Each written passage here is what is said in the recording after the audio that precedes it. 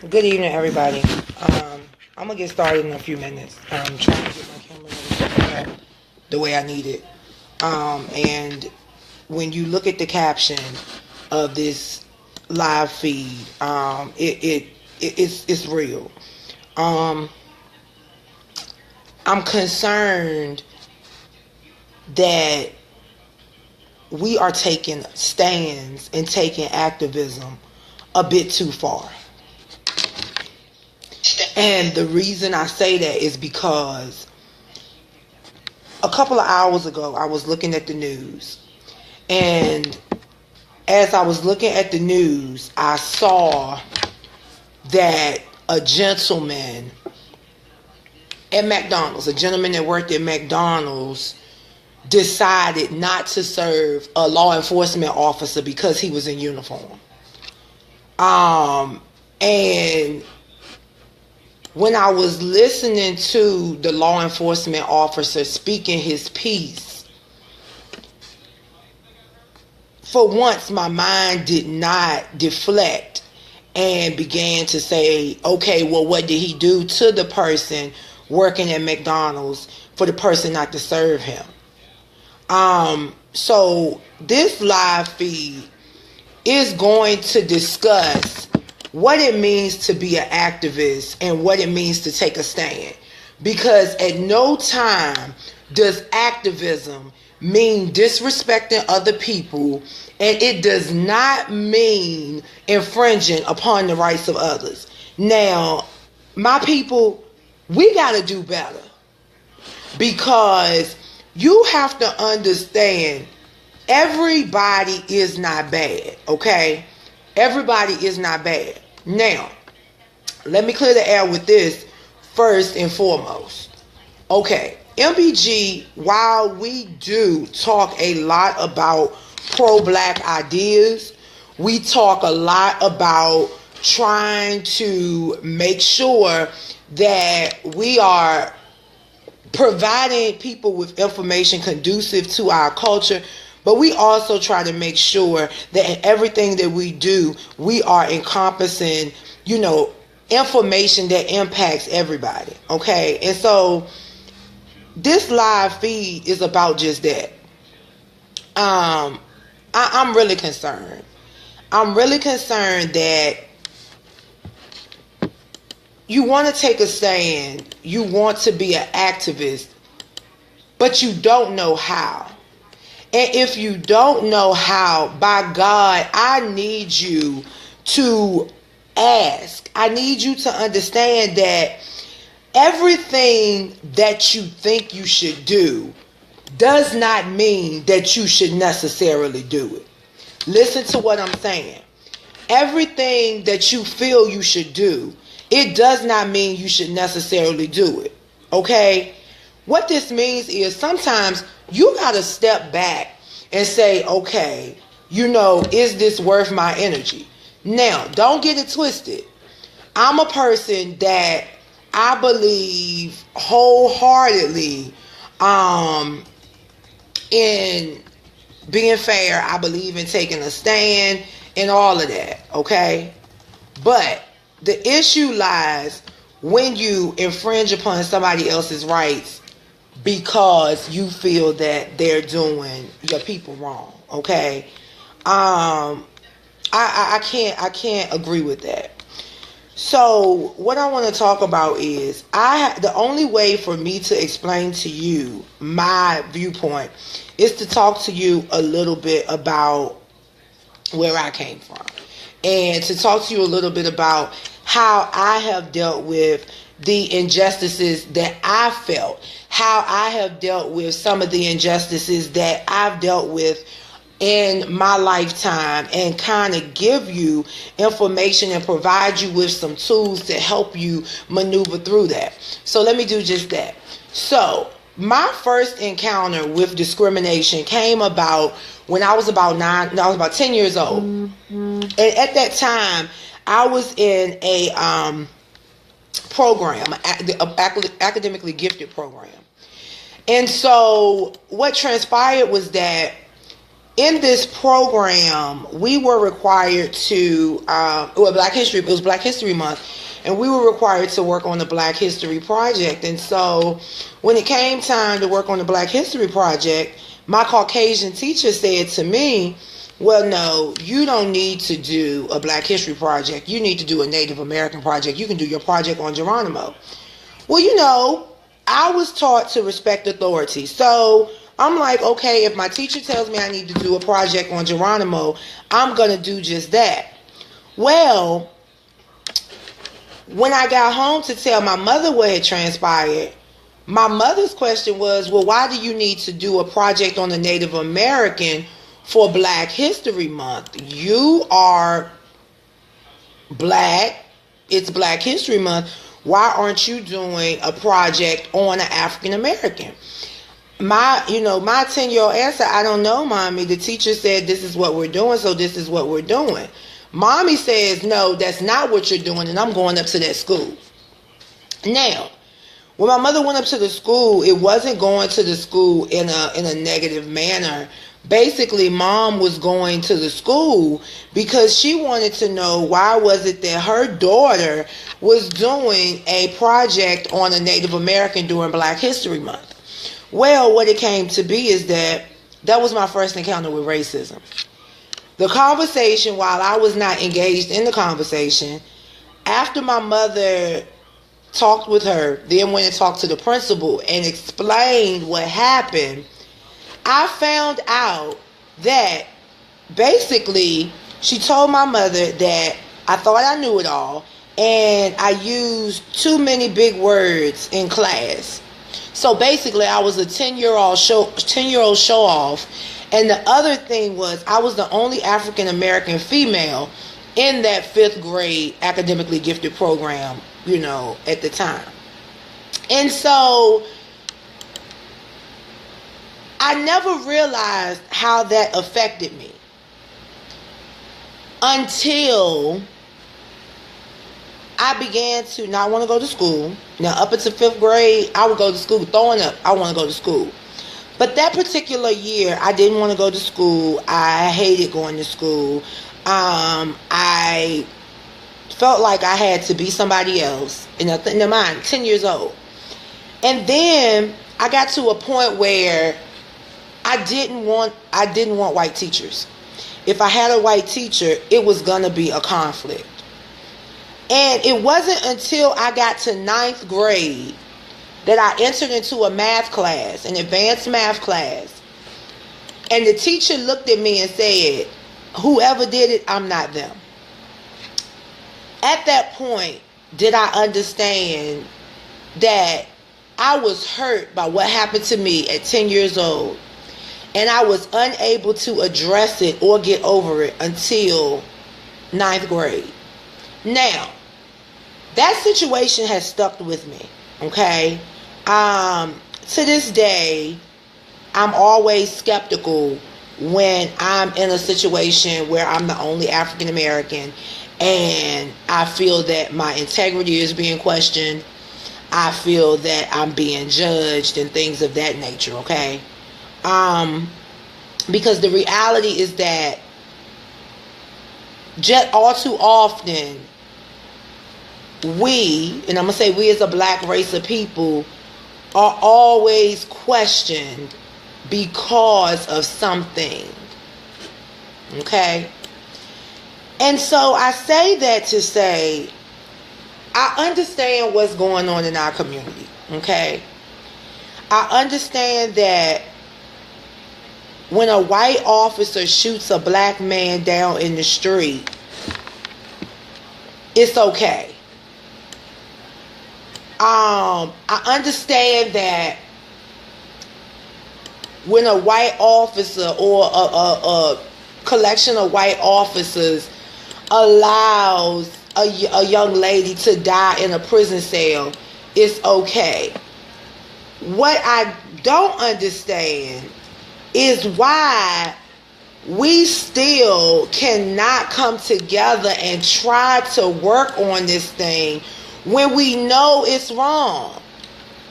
Like, we know that there is something wrong. We know that there are things going on in our communities that we need to work on, but yet and still we continue to kill each other. We continue to backbite against each other. We continue to host illegitimate business practices. We continue to do all the things that are not conducive to good 21st century living. And so that's where MBG comes in, okay? At no time will MBG tell you that it's appropriate to disrespect a law enforcement officer, any public safety officers, anybody for that matter. At no time will you hear that from us, okay? What you will hear is, you will hear that we must do something, and we have to stop accepting everything, and we have to stop saying that everything is okay. These are the things that we have to do. We have to stop, we have to stop accepting less than equity, okay? Because equality, my issue is that we fought for inclusion. To be honest with you, we never needed to be included. We just needed equity.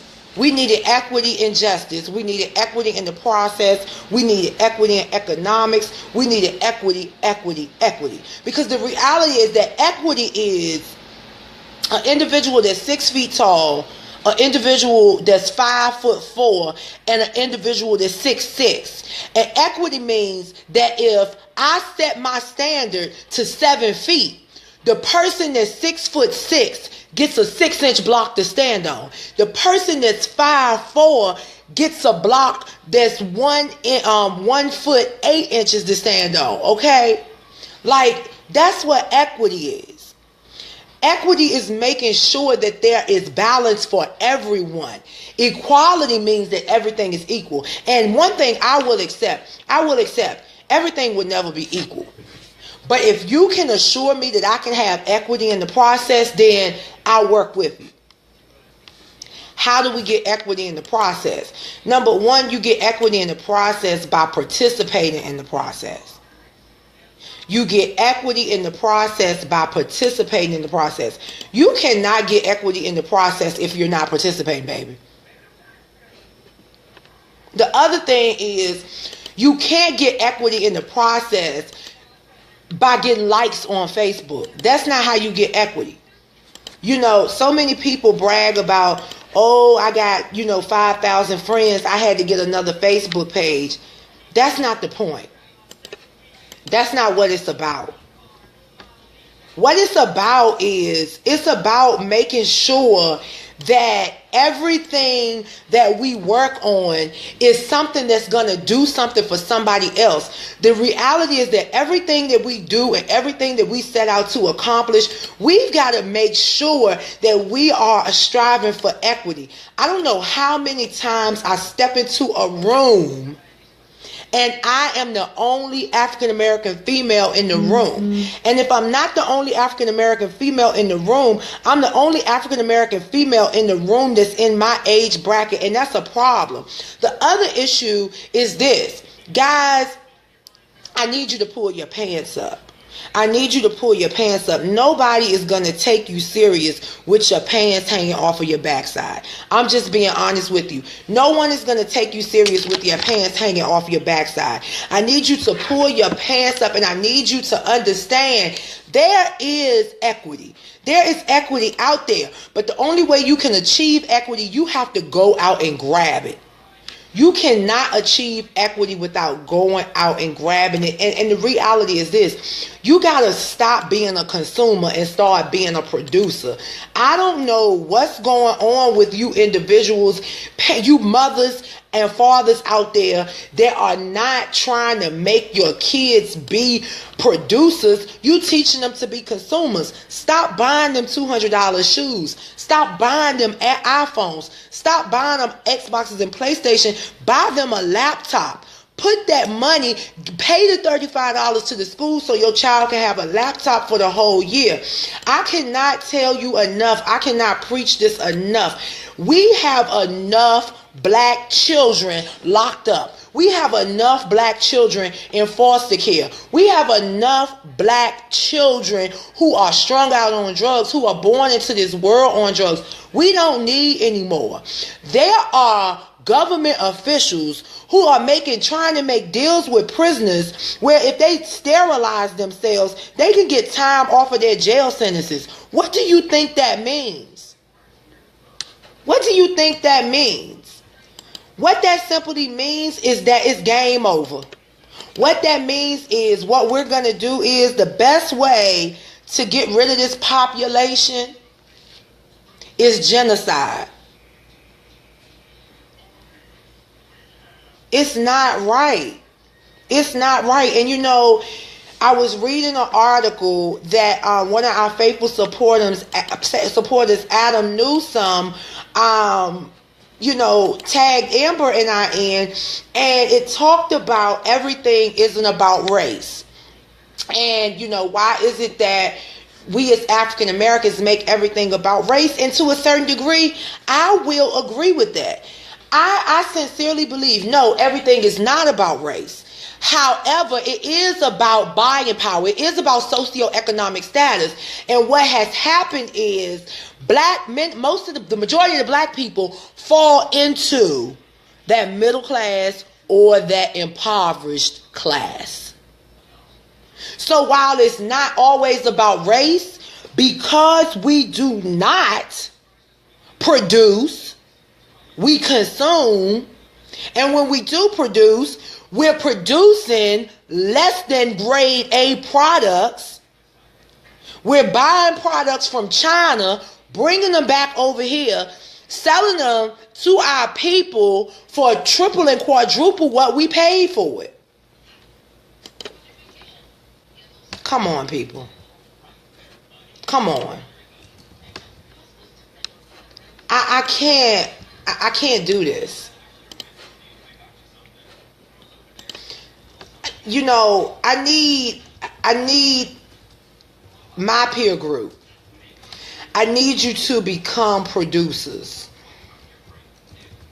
I need you to teach your kids to become producers. Because this is getting to be too much.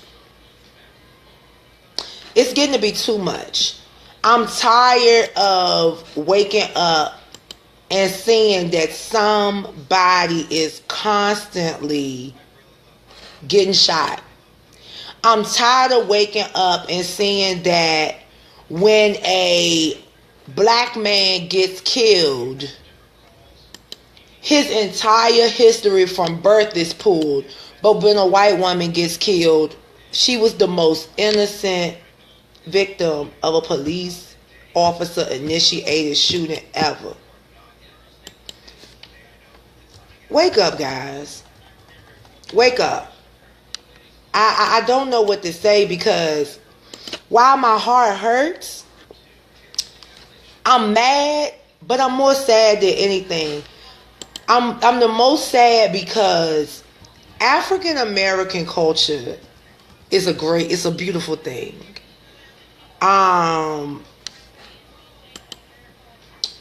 African American culture means love. It just,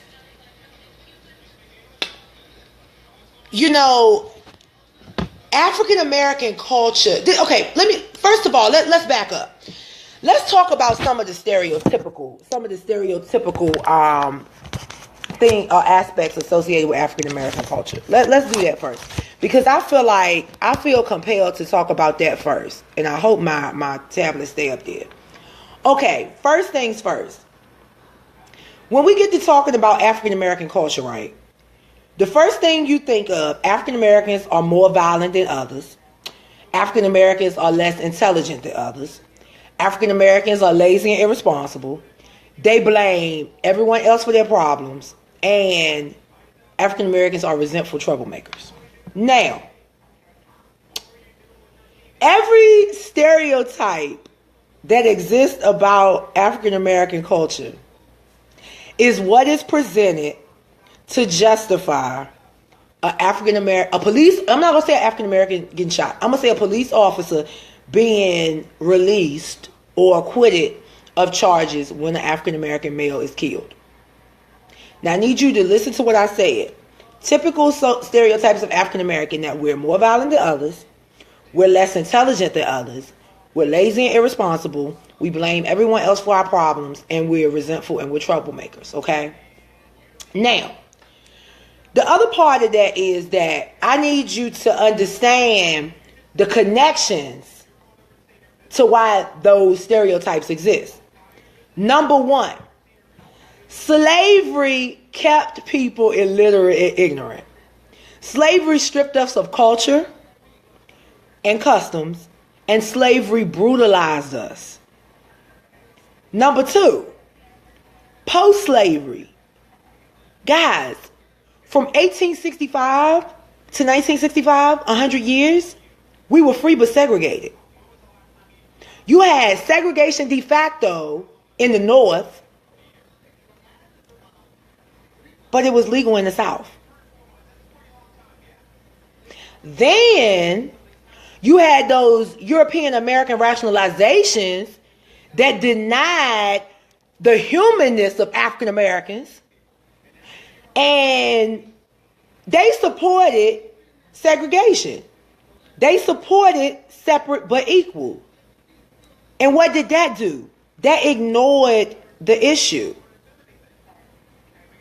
Then you had the movement towards true equality, and that's where the conflict came in. Because there was a conflict between W.E.B. Du Bois, who said fight for it, against Booker T. Washington, who said, oh, work hard, you'll make it.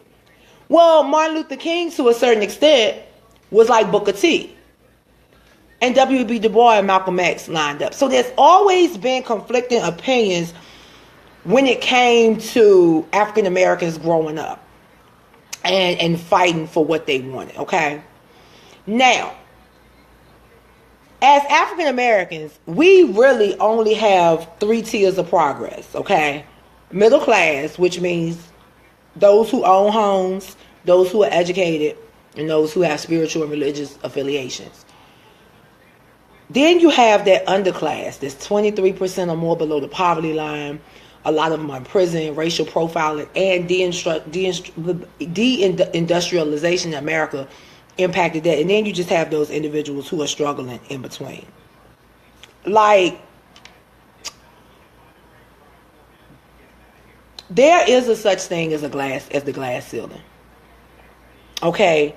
There's a such thing as the glass ceiling, and hitting that glass ceiling results in a lack of opportunity and upward mobility, because when you hit that glass ceiling, you can't go any higher. You can't go any higher. And President Obama is a prime example of that. President Obama was the president of the United States, and he still experienced prejudice, discrimination, and racism. Another obstacle. Black people feel like in order for them to go above and beyond the glass ceiling, they feel pressured to undermine or drop their African American identity. I'm sorry. If you black, you black. You can't deny who you are just because you embarrassed about your culture. Okay? And to be honest with you, if you don't want to be black, Sammy Sosa, then you just need to do whatever it is that you need to do to get by. The reality is this. While we have to prove ourselves over and over again, and I can give you a prime example of that, okay? Many of you know for the past couple of weeks, I was at NASA working on a project, and I experienced that. I was in a group, and every time I offered up input,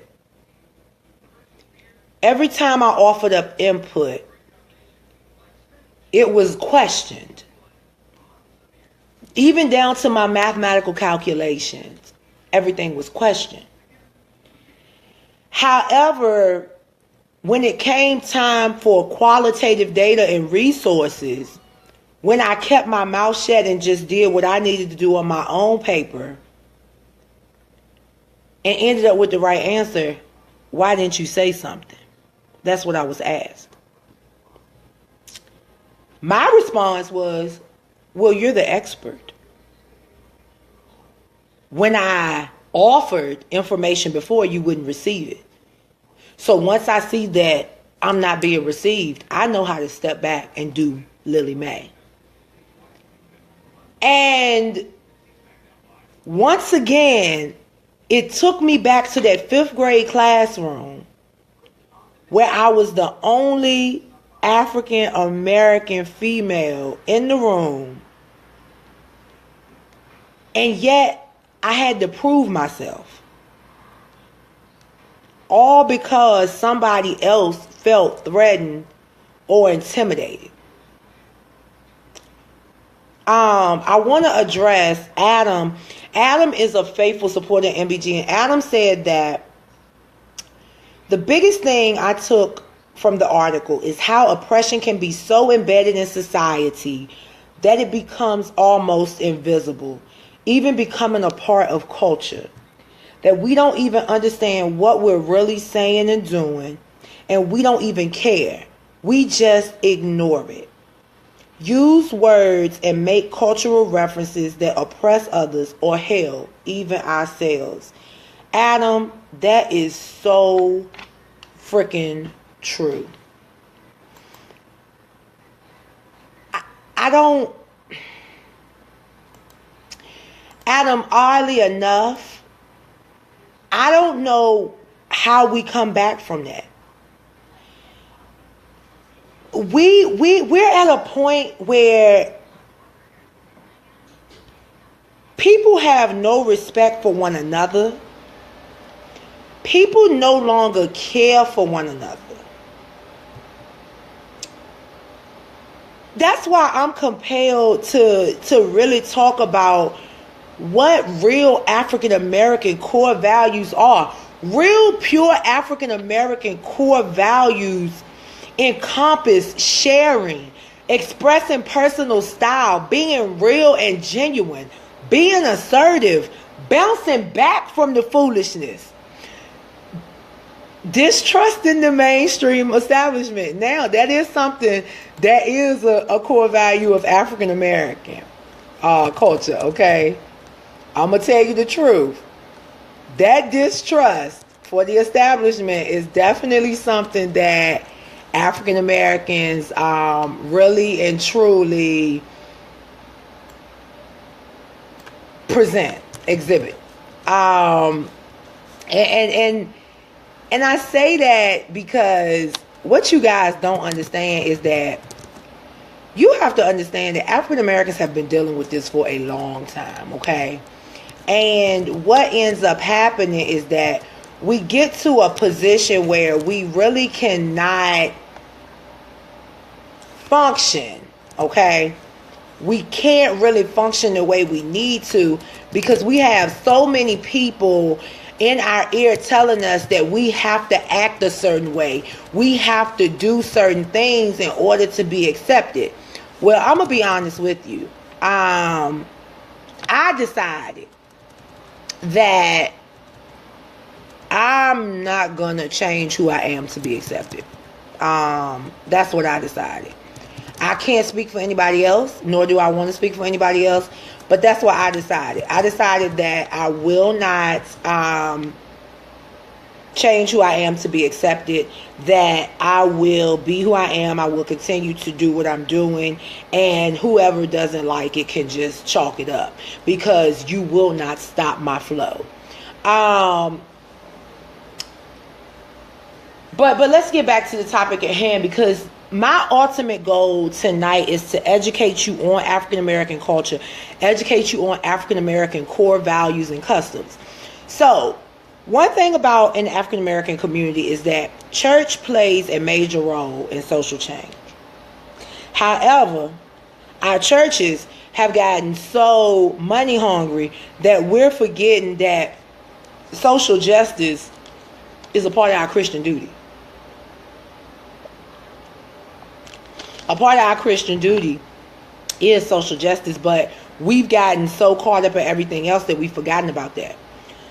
The other thing is we've forgotten that in our family life, extended families, those neighbors, those play aunties and uncles, play a significant part in raising your children, as well as strict no-nonsense discipline. But see, I'm going to tell you what happened. When those child abuse laws came into play, and a lot of that came, with the integration of schools, because black teachers were not going to be whipping white children. I'm sorry. That's just the reality of it. And so a lot of that impacted us simply because we believe in putting fire to our kids' booties. I know I got my butt torn up a whole lot. Betty Lou didn't play. You know what I'm saying? My dad was the scolder. My dad could just look at me and I'd cry. But my mom, she whooped my butt. And I thank God for that. So there are some barriers that we have to tear down. And I'm not going to be long-winded with this thing, but there are some barriers that we have to tear down. And one of those barriers is that failure cycle. We have to break out of lowered expectations, okay? We have to break out of lowered expectations. And the only way to break out of lowered expectations is to assume that you can master any intellectual task. You can master them. You have self-confidence in your ability to master tasks. You have willingness to put forth the effort to master intellectual tasks. And you have to master those intellectual skills also. That means get educated. All right, secondly, you got to break through that glass ceiling, okay? You got history against you. You got career issues against you. And you also have coaching needs and strategies. Listen to me. You got to boost your self-esteem and confidence. You do not have to act white or repress your ethnicity. All you have to do is show respect, respect yourself, and show everybody that you can do what you set out to do. The final thing is you have to coach. We have to network and build relationships. Amber and I would do a whole nother segment on what networking is. But you also have to monitor and develop career strategies, okay? Number 3, this is the third barrier. We got to break through the blocks at each career phase, okay? Find mentors that are where you want to be, okay? You got to deal with your own anger and frustration, guys. And see, I can attest to that because I'm still working through that. I'm still learning to deal with my own anger and frustration because of what happened to me in 5th grade with my teacher. So, know that failure is not an option. But always use protective hesitation, meaning don't be so quick to jump on the first opportunity that comes to you because you might be selling your soul for a devil. You have to, the other thing is, in order for you to break through those blocks, you got to build on your African American strengths. And as African Americans, what you don't know is that one of our strengths is planning, creating, and problem solving. Guys, think about it. Frederick Douglass inspired slaves to plan, develop, and execute, setting themselves free. Okay? What that means is that we are an asset to teams. We are creative. We are assertive in expressing our feelings, and we believe in direct communication. Not disrespectful, but direct communication. Another one of our African American strengths are building relationships. Think about it, guys. On the plantations, we had to work so hard with each other. So we're people focused. Remember when we sang the hymns? Remember when we had to share buckets to wash in? We are people focused. We know how to express our feelings. And guys, the other part is you have to connect with your marketplace. But like I said earlier, black business owners, you got to provide a quality product. I'm not going to be, long-winded. I'm passionate about this thing. Thank you to those of you who tuned in. I'm your girl, Lillie Mae, Motivational Brown Gyrlz, and this segment is about African American customs, cultures, stereotypes, barriers, and strengths. I hope that something that I've said will help you. If you need me, please Facebook me, Lillie Mae Official MBG. Please like the Motivational Brown Gyrlz page on Facebook. Join the Motivational Brown Gyrlz group on Facebook. Check us out on YouTube. You can see any of our back episodes. And please understand, Motivational Brown Gyrlz is here to inform and educate. We're here to inform and educate you on how to become self-aware, to introduce you to self-love, to introduce you to self-acceptance and self-assurance, self-evaluation. Then and only then can we motivate and inspire you to become agents of change. Once again, I'm your girl, Lillie Mae, straight off the block of Motivational Brown Gyrlz, and I hope you have a great evening.